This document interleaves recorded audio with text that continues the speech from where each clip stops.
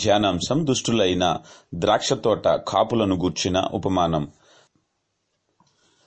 ప్రియ దేవుని బిడ్డలారా, నిన్నటి దినాన మనము ఇద్దరు కుమారులు గూర్చినటువంటి ఉపమాన భావాన్ని మనం చూసాం. అంటే దేవుని యొక్క రాజ్యములో ప్రవేశించటానికి ఎవరైతే మారు మనసు పొందుతారు అనే విషయాన్ని గురించి చూడటానికి ఇద్దరు కుమారులు గూర్చిన ఉపమానం మనకి ఉపయోగార్థమైనటువంటిది. అయితే ఈ దినాన దుష్టులైనటువంటి ద్రాక్ష తోట కాపులను గూర్చినటువంటి ఉపమానాన్ని మనం చూడబోతున్నాం. ఈ ఉపమాన భావాన్ని నేను మొదటిగానే చెప్తున్నాను.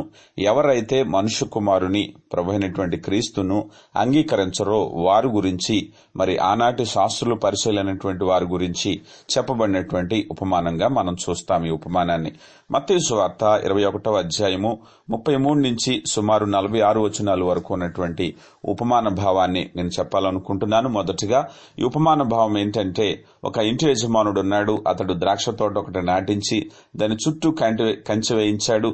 అందులో ద్రాక్ష తోట తొలిపించి గోపురం కట్టించాడు. కాపులకి గుత్తకిచ్చాడు. ఆయన దేశాంతరం వెళ్లాడు. అయితే ఈ పండ్ల కాలం సమీపించినప్పుడు పండ్లలో తన భాగం తీసుకురమ్మని తన దగ్గర ఉన్నటువంటి వారిని పంపించాడు. దాసులను పంపించగా అక్కడ కాపు ఉన్నటువంటి కాపులు ఏం చేశారంటే, ఆ దాసులను పట్టుకున్నారు. ఒకరిని కొట్టారు, ఒకరిని చంపారు, మరొకరి మీద రాళ్లు రువ్వారు.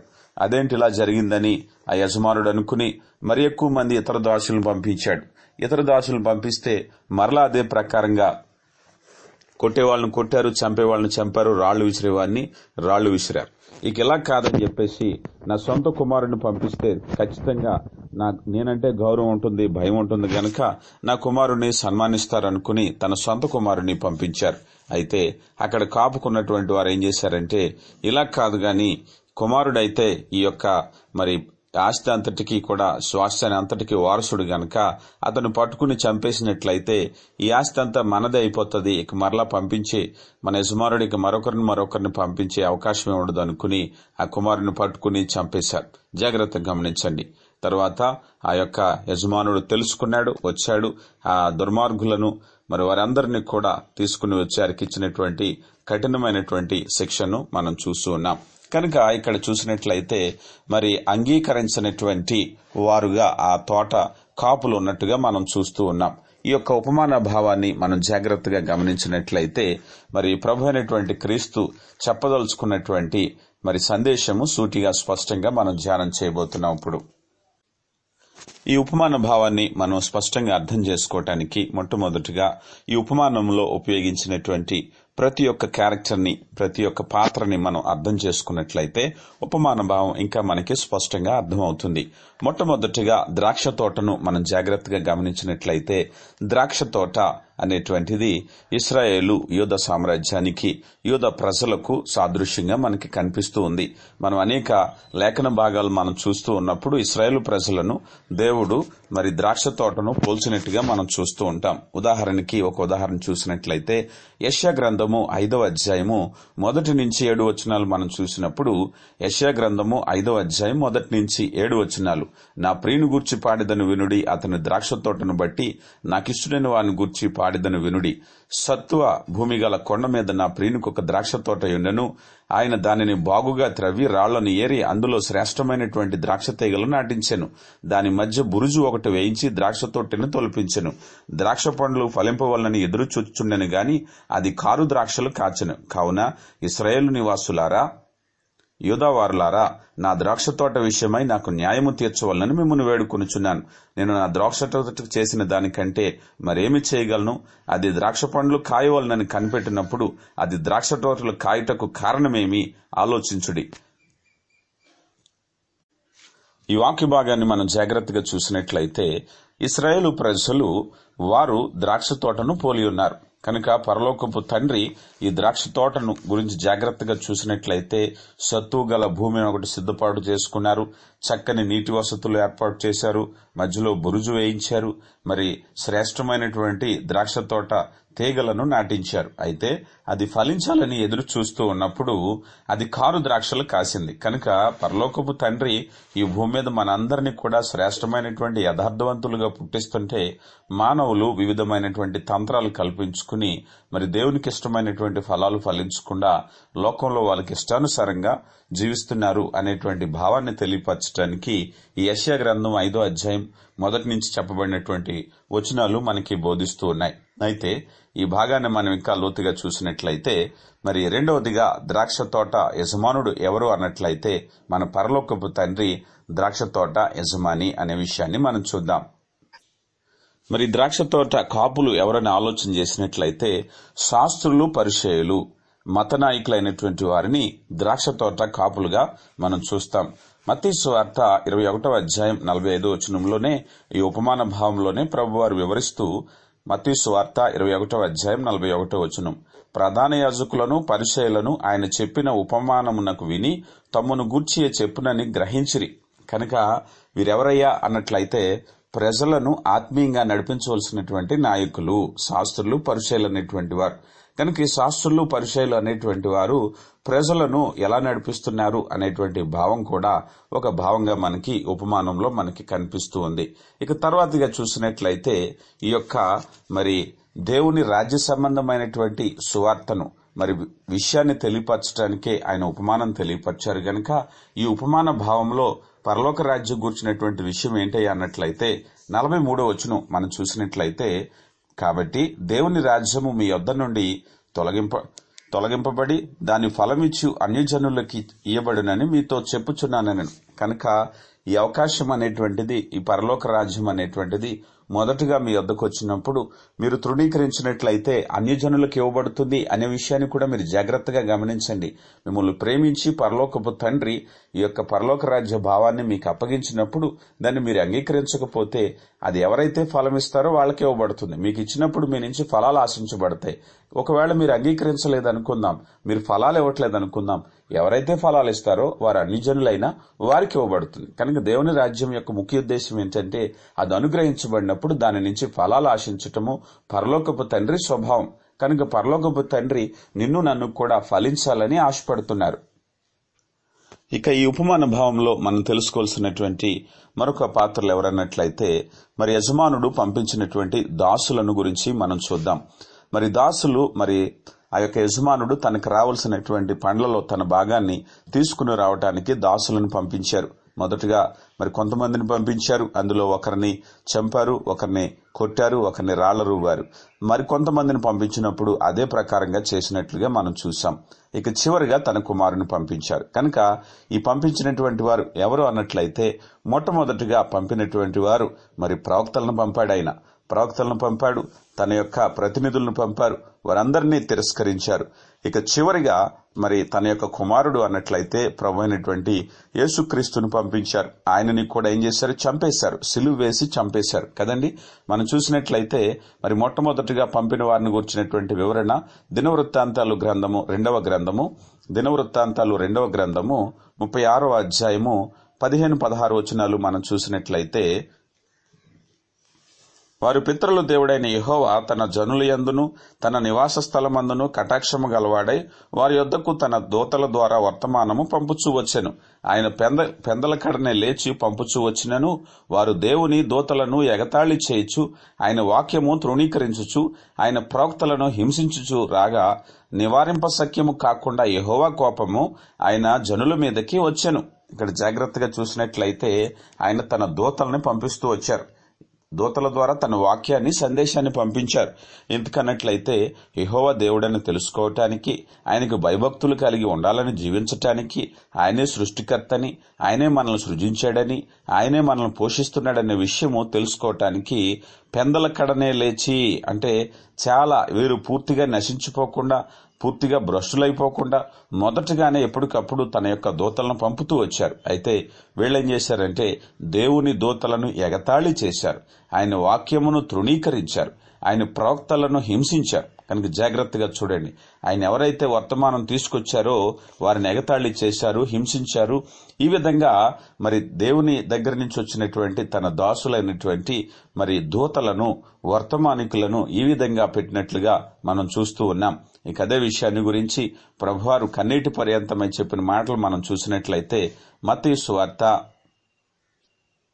23వ అధ్యాయం 37వ వచనంలో, మత్తయి సువార్త 23వ అధ్యాయం 37వ వచనంలో, యెరూషలేమా యెరూషలేమా, ప్రవక్తలను చంపుచు నీ యొద్దకు పంపబడిన వారిని రాళ్లతో కొట్టుచూ ఉండుదానా, కోడి తన పిల్లలను రెక్కల క్రింద ఎలాగూ చేర్చుకునో అలాగునే నేను నీ పిల్లలను ఎన్నో మార్లు చేర్చుకున్న వాళ్ళని ఉంటుంది గాని మీరు వల్లకపోతిరి. ఇదిగో మీ ఇల్లు మీకు విడవబడి ఉన్నది. ఇది మొదలుకొని ప్రభు పేరట వచ్చేవాడు స్తుతింపబడునుగా, కానీ మీరు చెప్పు వరకు నన్ను చూడరని మీతో చెప్పుచున్నానని. కనుక చూసినట్లయితే ప్రభు అయినటువంటి క్రీస్తు ఆ యొక్క యెరూషలేమును చూచి కన్నీరు పెట్టుకున్నారు. ఎందుకన్నట్లయితే ఆ యొక్క రాబోయేటటువంటి మహా ఉగ్రతను గురించి మారు మనసు పొందమని హెచ్చరించటానికి.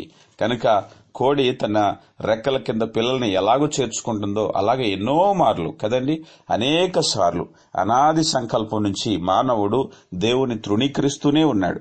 అయినప్పటికీ దేవుడు తన మహాప్రేమ చేత ఈనాడైనా ఈ రోజైనా నా బిడ్డలు మారతారనేటువంటి ఉద్దేశంతో తన ప్రవక్తలను పంపారు, తన యొక్క సందేశాన్ని పంపించారు. అక్కడికి ఇలాగ జరుగుతూ వచ్చినప్పటికీ కూడా ఈ ప్రజలనేటువంటి వారు మారు మనసు లేకుండా ఉంటున్నారు. కనుక జాగ్రత్తగా గమనించినట్లయితే దేవుని దీర్ఘశాంతము ఎంతగానో పనిచేస్తుంది. కనుక దేవుని దీర్ఘశాంతమే లేనట్లయితే మానవుడి భూమి మీద జీవించలేడు. మీరు తీసుకోండి, ఉదాహరణకి నోవాహ కాలంలో జలప్రళయం వచ్చినప్పుడు కూడా చాలా మంది జలప్రళయంలో అనేక కోటాను కోట్ల ప్రజలు చనిపోయారు. కేవలము 8 మంది నోవాహ కుటుంబం మాత్రమే రక్షణ పొందారు.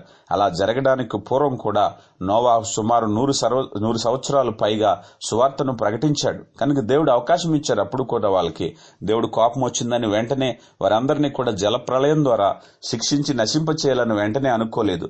వారప్పుడైనా మారు మనసు పొందితే వారికి రక్షణ కల్పించటానికి, వారు నశించిపోకుండా ఉండడానికి దేవుడు ఆలోచన కలిగి ఉన్నాడు. కనుక ఈ యొక్క నోవాహు కాలంలో అనేక సంవత్సరాలు ఈ వర్తమానాన్ని పంపుతూ ఉన్నట్లయితే ఆ దూతను గురించి అక్కడ నోవాహు ఒక దూత వలె ఉన్నాడు. ఎందుకంటే దేవుని సందేశాన్ని తీసుకెళ్లాడు గనక వాళ్ళు ఏం చేశారంటే ఎగతాళి చేశారు, నవ్వారు, అపహాస్యం చేశారు. అయితే దేవుడు తనిచ్చినటువంటి ఆ యొక్క శాంతిని గురించి చెప్పి ఆఖరికి తన యొక్క సమయం పరిపూర్ణమైనప్పుడు జలప్రళయం వచ్చింది. ఎవరైతే ఎగతాళి చేశారో వారందరూ కూడా నశించిపోయారు. మరి ఇదే విషయాన్ని గురించి యోనా గ్రంథంలో చూసినప్పుడు నినివే పట్టణస్థులైతే వారు మారు మనసు పొందారు, రక్షణ పొందారు. కనుక దేవుడు ప్రతి మానవుడు కూడా తన ప్రవర్తన మార్చుకుని నీతిగా జీవించడానికి అవకాశం ఇస్తున్నారు. కానీ తన కోపాన్ని వెంటనే ప్రదర్శించి మరి నశించిపోవాలని కోరుకోవట్లేదు. కనుక ఈ రోజు కూడా భూమి మీద తన యొక్క దీర్ఘశాంతము చేత అందరూ అంతటా మారు మనసు పొందాలని ఆయన దీర్ఘశాంతంతో ఎదురు చూస్తూ ఉన్నారు. అనేకులైతే ప్రభు రాకడ గురించి అపహాసం చేస్తున్నప్పటికీ కూడా ప్రభు అయితే ఇకను కూడా మారు మనసు పొందాలి ఈ భూమి మీద అనేటువంటి ఉద్దేశంతో తన రాకడను గురించి ఆలస్యం చేస్తూ ఉన్నారు. కనుక ఈ విషయంలో మనం చూసినట్లయితే మానవుడు మారు మనసు పొందటానికి పరలోకపు తండ్రి అన్ని అవకాశాలు ఇస్తున్నారు. సమాచారాన్ని ఇస్తున్నారు, తన ప్రతినిధులను పంపిస్తున్నారు, తన వాక్యాన్ని ఇస్తున్నారు, మరి ఇకను కూడా సమయాన్ని కూడా ఇస్తున్నారు. మరి ప్రతి అవకాశాన్ని మానవుడు సద్వినియోగపరుచుకుని మరి మారు మనసు పొందటానికి పరలోకపు తండ్రి అవకాశాన్ని ఇస్తున్నారనే విషయాన్ని మనం గమనిస్తున్నాం. ఇక ఈ ఉపమాన భావంలో మనం చూసినట్లయితే చివరిగా పంపబడినటువంటి వారు తన కుమారుడు, యజమాని యొక్క కుమారుడు ఎవరయ్యా అన్నట్లయితే ప్రభు అయినటువంటి క్రీస్తు, పరలోకపు తండ్రి కుమారునిగా ఈ భూమి మీదకి మరి వచ్చినటువంటి వారుగా ప్రభు అయినటువంటి క్రీస్తు పంపిస్తున్నారు. అయితే ఈ క్రీస్తును కూడా వారు తృణీకరించారు, నిరాకరించారు. ఆయనను మరి సిలువ వేసి చంపినట్టుగా కూడా మనం చూస్తూ ఉన్నాం.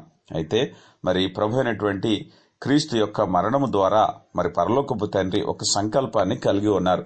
ఒక కొత్త నిర్మాణాన్ని తయారు చేయాలని ఆశపడుతూ ఉన్నారు. ఈ ఉపమాన భావంలో మనం చూసినప్పుడు మత్తయి సువార్త 21వ అధ్యాయం 42వ వచనాన్ని చూసినట్లయితే మత్తయి సువార్త 21వ అధ్యాయం 42వ వచనంలో, మరియు యేసు వారిని చూచి, ఇల్లు కట్టువారు నిషేధించిన రాయి మూలకు తలరాయి అయ్యెను, ఇది ప్రభు వలనే కలిగినది, ఇది మన కనులకు ఆశ్చర్యము అను మాట మీరు లేఖనములో ఎన్నడూ చదవలేదా? కాబట్టి దేవుని రాజ్యము అనే విషయాన్ని మనం చూస్తూ ఉన్నాం. కనుక ప్రభు అయినటువంటి క్రీస్తు మరి తృణీకరించబడటము అనేటువంటిది అనాదిగానే ప్రవచనంగా ఉంది. కనుక ప్రభువారు భూమి మీదకి వచ్చేటప్పుడు ఏం జరుగుతుంది అనేటువంటి విషయము తెలియనటువంటి పరిస్థితులు లేదు. ఎందుకంటే వాక్యము చాలా స్పష్టంగా ముందుగానే ఆ విషయాన్ని గురించి చెప్పడం జరిగింది. ఏనాడో మరి కీర్తనకారుడు 118వ కీర్తన 22-23 వచనాల్లో ఈ వాక్యాన్ని గురించి స్పష్టంగా చెప్పడం జరిగింది.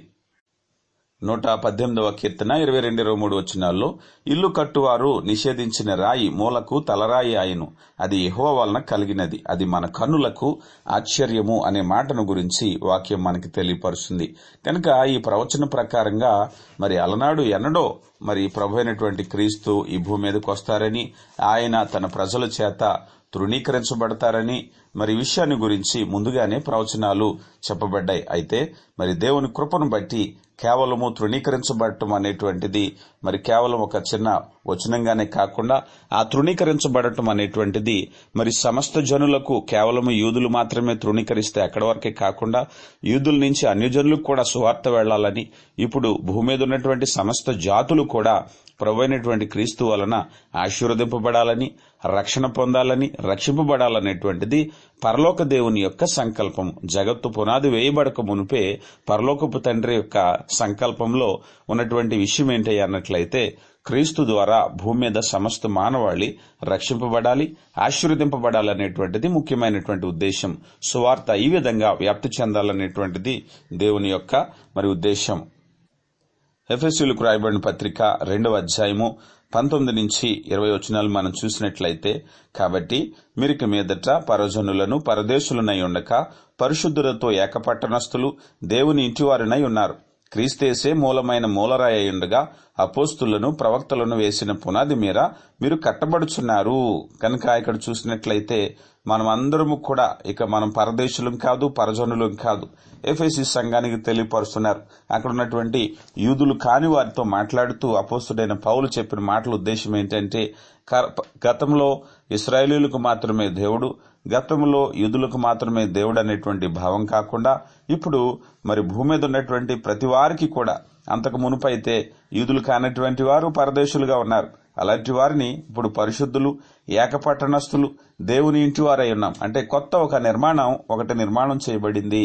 అదేంటయ్యా అన్నట్లయితే అది దేవుని ఇల్లు. కనుక పరలోక రాజ్యము మరి యొక్క నమూనాను గురించి తెలియపరుస్తూ మరి ప్రభు అయినటువంటి క్రీస్తు ద్వారా ఈ భూమి మీదకి ఒక నూతన చట్టం తీసుకురాబడింది, ఒక నూతనమైనటువంటి ఒక నిర్మాణం తీసుకురాబడింది. అది ప్రభు యొక్క శరీరం అన్నాం, ప్రభు యొక్క సంఘం అన్నాం, ప్రభు యొక్క రాజ్యం అన్నాం. కనుక ఇందులోనికి ప్రతి ఒక్కరూ ఆహ్వానించబడుతున్నారు. గతంలో అన్నట్లయితే మనం ఎవరు చూసాం, యూదులు అనేటువంటి భావం మాత్రమే ఉండేది. కానీ ఇప్పుడైతే అందరూ కూడా భూమి మీద ఉన్నటువంటి సమస్త మానవాళి కూడా ఆ యొక్క నూతన నిర్మాణంలోనికి ఆహ్వానించబడటానికి ఆ నిర్మాణ కార్యక్రమం ఇక్కడ జరుగుతుందనే విషయాన్ని మనం చూస్తున్నాం. ఈ ఉపమాన భావాన్ని పూర్తిగా అర్థం చేసుకున్నట్లయితే ఇక్కడ జాగ్రత్తగా గమనించండి. మొట్టమొదటిగా ఇశ్రాయేలు ప్రజలను తీసుకుందాం. ఇశ్రాయేలు ప్రజలకు ఆయన మరి ఆ యొక్క ద్రాక్ష మొక్కలను, ద్రాక్ష తోటను పోల్చినప్పుడు ఏ విధంగా దాన్ని పోషించారనేటువంటిది యెషయా గ్రంథము 5వ అధ్యాయంలో చూసాం.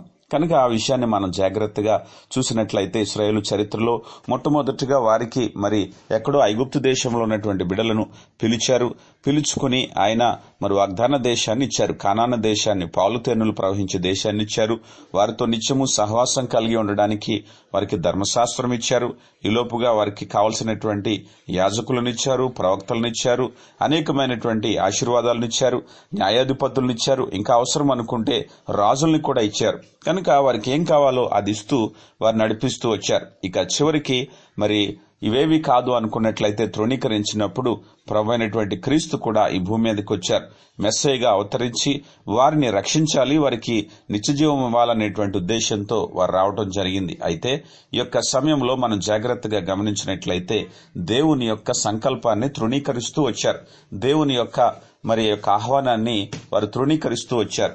అయితే మరి దేవుడు మహాకృపను బట్టి ఆ యొక్క అవకాశాన్ని ఈ రోజు ఇశ్రాయేలు ప్రజలకు మాత్రమే కాదు గాని మనకి కూడా ఇవ్వడం జరిగింది కదండి. ఆయన తన యొక్క కృపను బట్టి చక్కని అవకాశాలు మనకి ఇచ్చారు. కనుక చక్కని వర్తమానాన్ని ఇస్తున్నారు, చక్కని రక్షణ పొందేటువంటి కృపనిస్తున్నారు, పాపాను గురించి వివరణ తెలుస్తున్నారు, రాబోయేటటువంటి జీవితాన్ని గురించి తెలియపరుస్తున్నారు. అనేకమైనటువంటి విషయాలు తెలియపరిచేది ఎందుకయ్యా అన్నట్లయితే వాక్యం బాగుందండి, వాక్యం బాగోలేదని చెప్పుకోవడానికి కాదు, మనం మారు మనసు పొందటానికి, మారు మనసుకు తగినటువంటి ఫలాలు ఫలించటానికి. రెండు విషయాలు గమనించాలి. మారు మనసు పొందటము ఒక ఎత్తైతే మారు మనసుకు తగినటువంటి ఫలాలు ఫలించటం అనేటువంటిది మరొక విషయం. జాగ్రత్తగా గమనించాలి. కనుక మరి ద్రాక్ష తోట వలె ఈరోజు ఆనాటి ఇశ్రాయేలు ప్రజల్ని పోల్చినటువంటి ప్రభు ఈనాడు నీవు నేను ద్రాక్ష మొక్క వలె ఉన్నప్పుడు ఏ విధంగా ఫలిస్తున్నాం, ఎవరితో అంటుగట్టబడుతున్నాం, ఏంటి మన ఫలాలు అనేటువంటిది మన యజమానుడు మనల్ని చూస్తూ ఉన్నాడు. ఎందుకంటే మనం ఫలించడానికి అవసరమైనటువంటి ప్రతి వనరులను కూడా ఆయన చూస్తున్నాడు కదండి. మనము మొక్కను నాటినప్పుడు దానికి కావలసినటువంటి నీటి, వాతావరణాలు, అవసరమైతే ఎరువులు సమస్తము చేసినప్పుడు ఆ మొక్క నుంచి మంచి ఫలాలు ఆశించడంలో తప్పులేదు కదా. కనుక ఆ మొక్కకు అవసరమైనటువంటి ప్రతిదీ సమకూర్చినప్పుడు దాని నుంచి మంచి ఫలాన్ని ఆశిస్తూ ఉంటాం. అలాగే పరలోకపు తండ్రి నీకు కావలసినటువంటి సమృద్ధిని, సమస్త ఆశీర్వాదాలని నీకు అనుగ్రహిస్తున్నారు.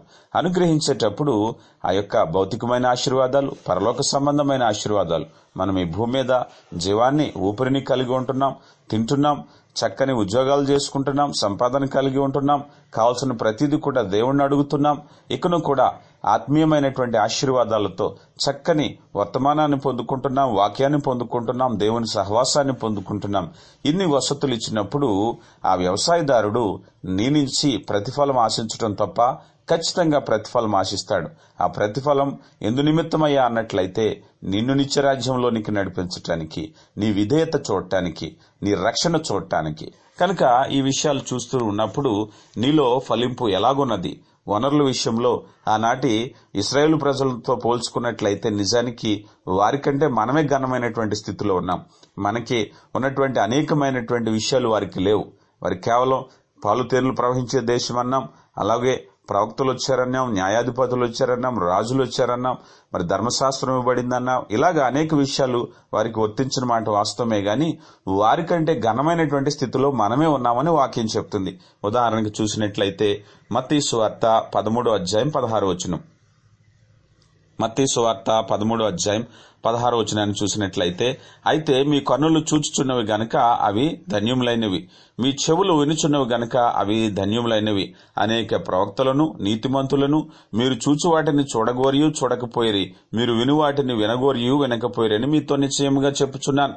కనుక అనేక మంది ప్రవక్తలు, పూర్వకాలం ఉన్నటువంటి ప్రవక్తలైనటువంటి వారు, అనేక మంది నీతిమంతులైనటువంటి వారు మనం ఈ దినాన ఏమైతే వింటున్నామో, ఏమైతే చూస్తున్నామో అవి చూడలేకపోయారు. ఏం చూడలేకపోయారు అన్నట్లయితే క్రీస్తులో ఉండేటువంటి భాగ్యం వారికి లేదు, క్రీస్తుని గురించిన సమాచారం వారికి లేదు. మెస్సయ్య వచ్చాడు, మెస్సయ్య వచ్చిన తర్వాత అనేకమైనటువంటి ఉపమానాలు బోధించారు, అనేకమైనటువంటి జీవ సంబంధమైన విషయాలు మనకు తెలియపరిచారు, మార్గాన్ని చూపించారు. కనుక ఈ ఉన్నతమైనటువంటి మార్గం అనేటువంటిది వారికి కనపరచలేకపోయింది, వారికి అనుగ్రహించబడలేదు.